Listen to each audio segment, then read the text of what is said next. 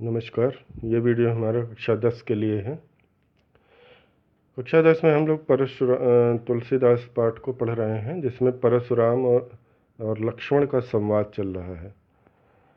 पिछले वीडियो में मैंने आपको ये बताया था कि परशुराम लक्ष्मण को किस तरह से धमकी दे रहे हैं या समझा रहे हैं। लक्ष्मण इसका प्रतिवाद किस प्रकार से कर रहे हैं। परशुराम लगातार लक्ष्मण के लिए अपशब्दों का प्रयोग कर रहे हैं। वो उन्हें सठ, रे जैसे शब्दों से संबोधित कर रहे हैं, परंतु लक्ष्मण लगातार उन्हें सम्मानित शब्दों से संबोधित कर रहे हैं। उन्होंने भृगु वंश केतु कहा, उन्हें मुनिवर कहा, महाभट्ट कहा। ऐसे सम्मानित शब्दों से लक्ष्मण ने परशुराम को संबोधित किया। परशुराम लक्ष्मण को ये बता रहे हैं कि मैं बचपन से ब्रह्मचारी हूँ और मैंने ऐसे कोई कार्य नहीं किए जिससे मेरे ब्रह्मचर्य का नाश हो। मेरे हाथ में ये जो फरसा तुम देख रहे हो, ये अत्यंत भयानक है। शत्रु कहीं किसी भी सुरक्षित जगह पर जाकर छुप जाए, परंतु ये उसका दलन यानी उसका मार अवश्य देगा। लक्ष्मण को ये बात अच्छी नहीं लगती। उनको ऐसा महसूस होता है कि ये परशुराम अनावश्यक रूप से हम सभी का अपमान कर रहे हैं। तो परशुराम की बातों का जवाब देते हुए लक्ष्मण कह रहे हैं कि आप यहाँ पर उपस्थित सभी लोगों को कुम्हड़ बतिया यानी कद्दू की बतिया के समान समझ रहे हैं, जो तर्जनी देख करके नष्ट हो जाती है। और क्या आप एक फूंक में एक पहाड़ को उड़ा देना चाहते हैं? पहाड़ लक्ष्मण जी ने स्वयं के लिए कहा है, और फूंक का मतलब परशुराम की निरर्थक बातों के विषय में बोला है। उनका कहना यह है लक्ष्मण का कि आपकी जो सोच है हम सभी योद्धाओं के प्रति, वो अच्छी नहीं है। आप अपने सामने किसी दूसरे को योद्धा मानते ही नहीं हैं। मैं आपको महाभट्ट मानता हूँ यानी महान योद्धा मानता हूँ, परंतु फिर भी आपको किसी भी योद्धा का अपमान करने की आवश्यकता नहीं है। परशुराम उनको धमकाते हैं और कहते हैं कि ऐसा महसूस हो रहा है कि तुम काल के बस में हो, इसलिए तुम संभाल कर नहीं बोल रहे हो। लक्ष्मण हंसते हुए उसका जवाब परशुराम को देते हैं और विभिन्न प्रकार के विवाद करते हैं। लक्ष्मण जी ने कहा कि हम ये जानते हैं कि बिहस लखन बोले मृदुबानी। लक्ष्मण जी हंसते हुए मुस्कुराकर मृदु यानी कोमल भाषा में, समझाने वाली भाषा में परशुराम जी से बोलते हैं, और वो उनको बताते हैं कि ये जो धनुष था ये एक पुराना धनुष है, जिसके टूट जाने से किसी को ना तो कोई लाभ है और ना किसी प्रकार की हानि। तो आप भला इस धनुष के पीछे क्यों पड़े हुए हैं? और इसके टूट जाने का किसी का भी दोष नहीं है, क्योंकि ये पुराना होने की वजह से बेकार हो गया था और इसको राम ने अभी ध्यान से देखा भी नहीं था। देखा राम नयन के भोरे, अर्थात उन्होंने इसको ध्यान से देखा भी नहीं था, उसके पहले ही ये टूट गया। जब इसके पहले ही टूट गया ये, तो इसमें राम का भला क्या दोष यानी गलती हो सकती है? ऐसी बातें लक्ष्मण परशुराम से कहते हैं, जिन बातों को सुनकर परशुराम का क्रोध अत्यंत बढ़ जाता है। अब आगे हम लोग देखते हैं कि इसमें और क्या होता है। तो इस संवाद को हम लोग आगे बढ़ाते हैं और अगली वाली चौपाई को देखते हैं। हम लोग राम लक्ष्मण परशुराम संवाद पढ़ रहे थे। अब देखते हैं कि हम लोगों ने जो पढ़ा था उसके आगे चलते हैं।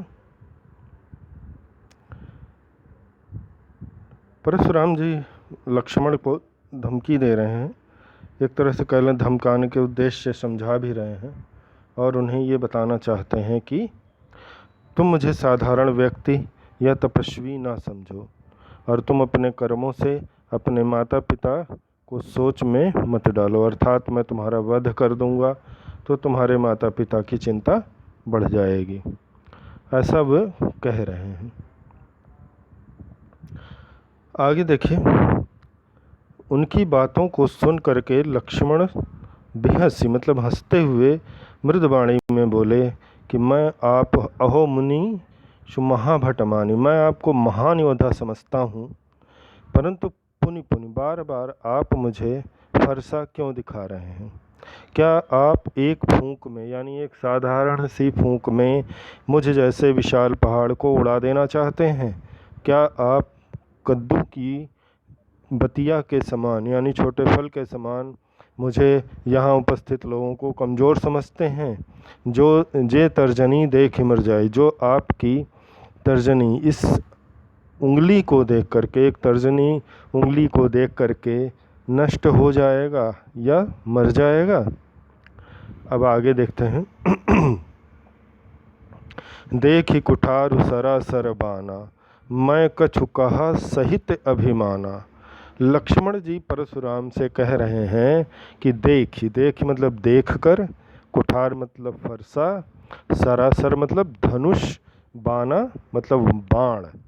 कह रहे हैं कि मैं आपको, लक्ष्मण जी परशुराम से कह रहे हैं कि आपकी कुठार यानी फरसे और इस धनुष बाण को देख करके मैं कछु कहा सहित अभिमाना।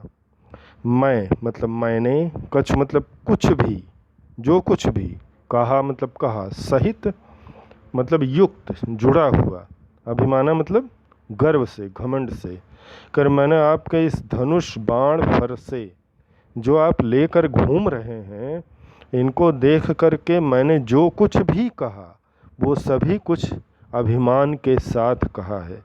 लक्ष्मण जी ये बताना चाहते हैं कि आप मुझे डरवा रहे हैं बार बार अपना फरसा दिखा करके।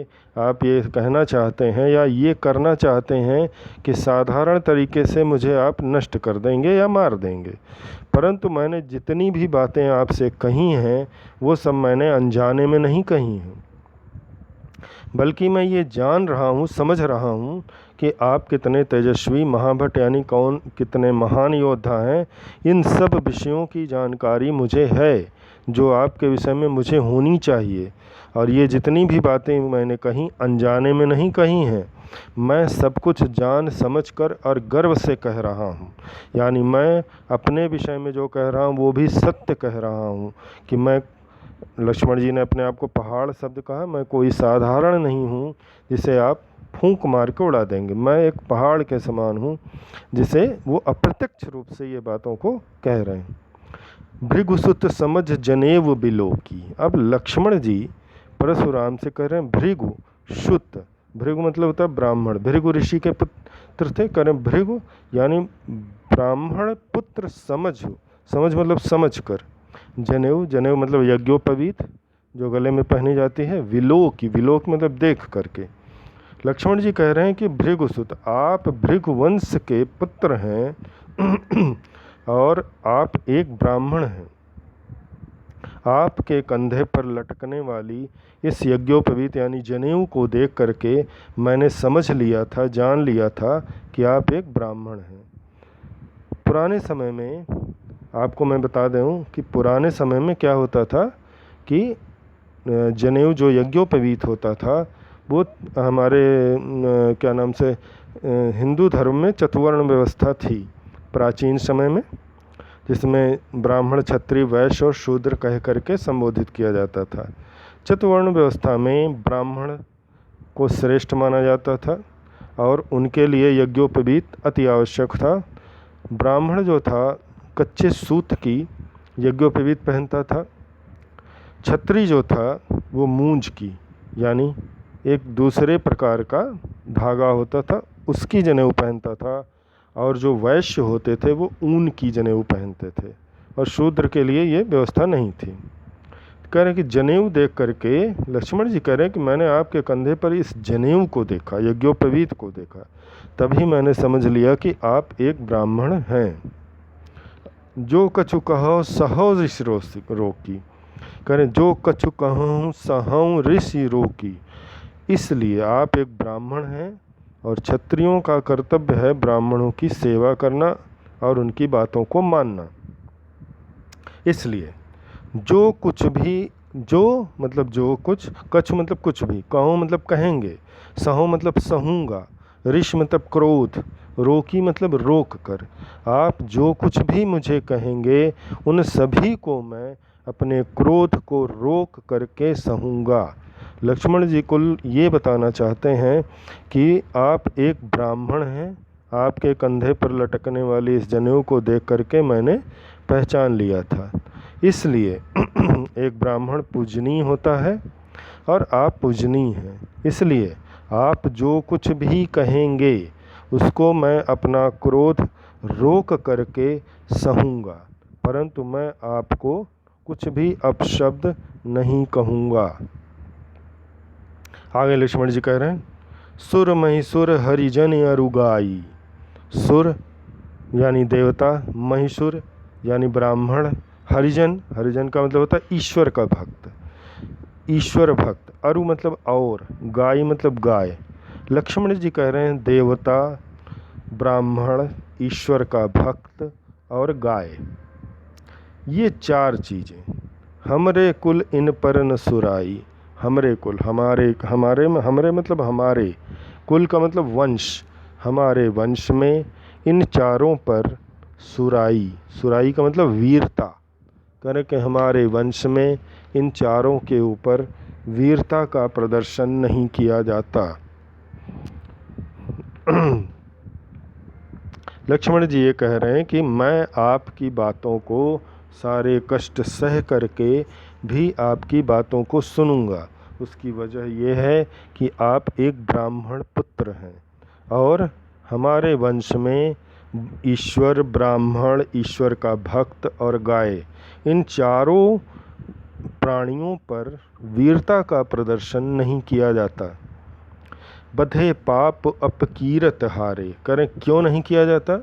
हमारे यहाँ इन चारों पर वीरता यानी शूरता, सुराई क्यों नहीं की जाती, उसका कारण बता रहे हैं।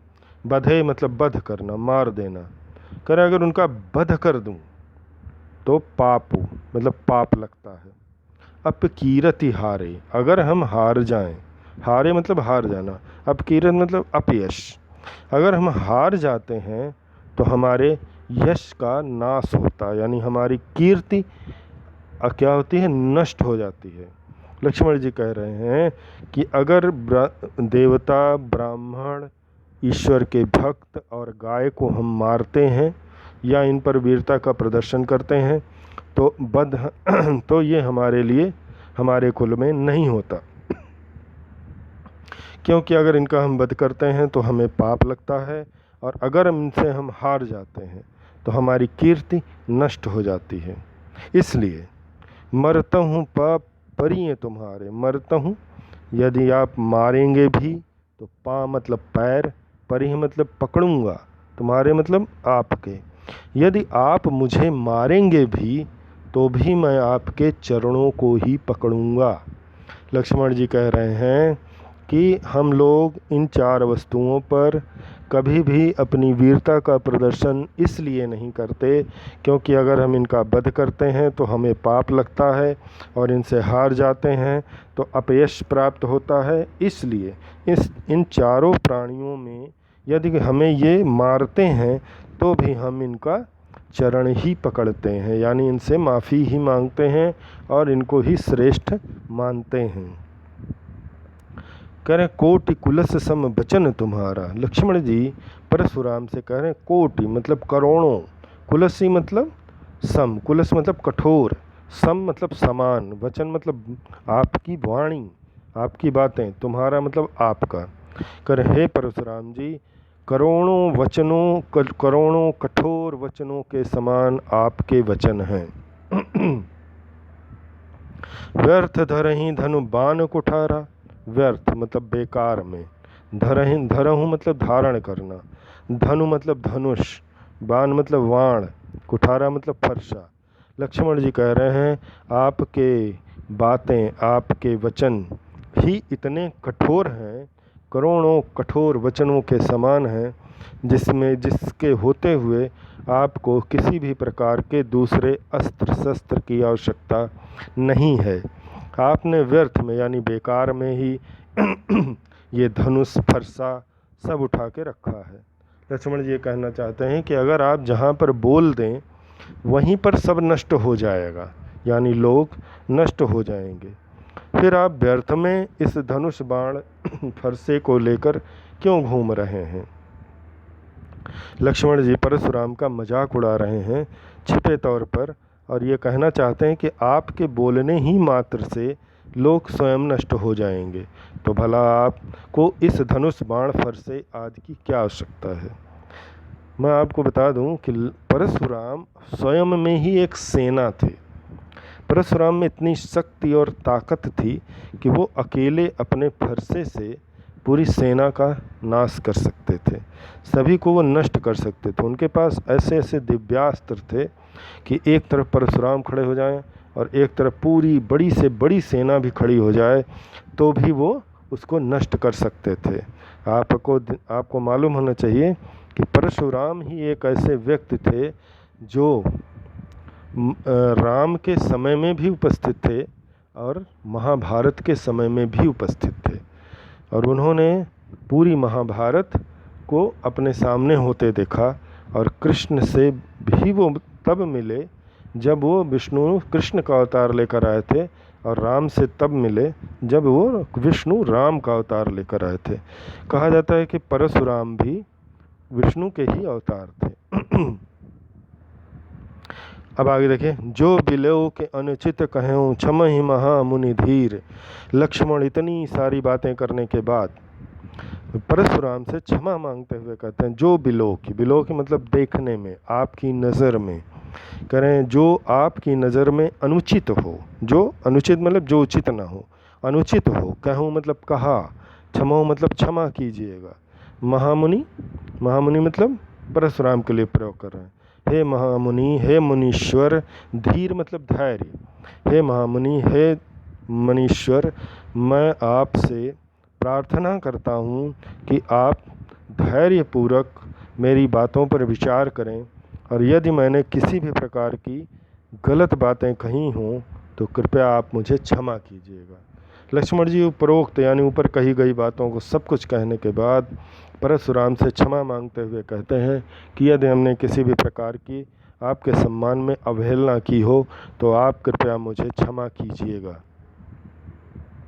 सुनि सरोस भृगुवंश मुनि बोले गिरा गंभीर। सुनि सरोस, सुनी लक्ष्मण की इन सारी बातों को सुन करके, सरोस, रोष का मतलब होता है क्रोध, सा उपसर्ग जुड़ा हुआ है, सरोस मतलब रोष से यानी क्रोध से भरकर, भृगुवंश मुनि, इसमें मनि लिखा है, मुनि होना चाहिए।